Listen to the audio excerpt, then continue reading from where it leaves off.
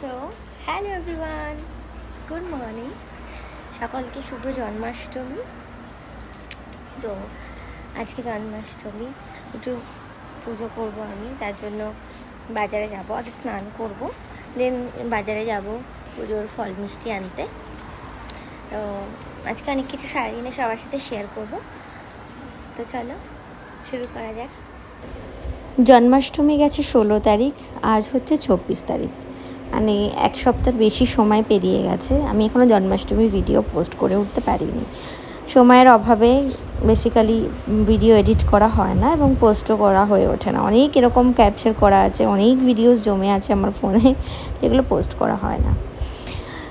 জন্মাষ্টমীর দিনটা খুব ভালোভাবে শুরু হলেও খানিকক্ষণ পরে মুডটা এতটাই খারাপ হয়ে গেছে, মানে জাস্ট 1-1.5 ঘন্টা 2 ঘন্টা ধরে এত টানা বৃষ্টি হয়েছে এখানে যে বেরোতেই পারছিলাম না। মানে পুরো দিন, মানে যা যা প্ল্যান করেছিলাম সব কিছুই কেমন যেন উল্টাপাল্টা হয়ে গেল।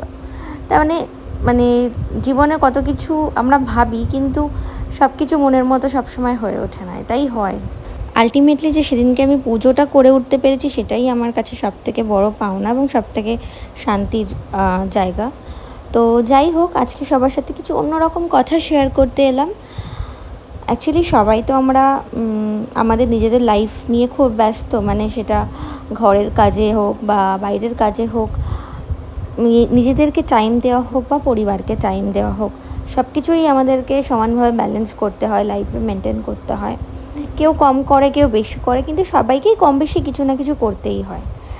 তো তার মধ্যে থেকেও যে ভিডিও ক্যাপচার করা এবং সেটা সব কিছু মোমেন্ট, মানে কি বলবো, যে সবার সাথে শেয়ার করা, এগুলো সবাই যে করে উঠতে পারে বা সবাই করতে চায় এমনটা নয়। সবাই তো আলাদা আলাদা মানুষ, সবার মানে কি বলবো, থিঙ্কিং আলাদা, সবার মানে সব কিছুই আলাদা রকম, মেন্টালিটি হোক বা সব কিছুই আলাদা, প্রত্যেকে আলাদা মানুষ, তাদের চাহিদাও আলাদা। তো সেক্ষেত্রে যাদের যাদের ভালো লাগে তারা পোস্ট করে, যাদের যাদের ভালো লাগে না তারা পোস্ট করে না।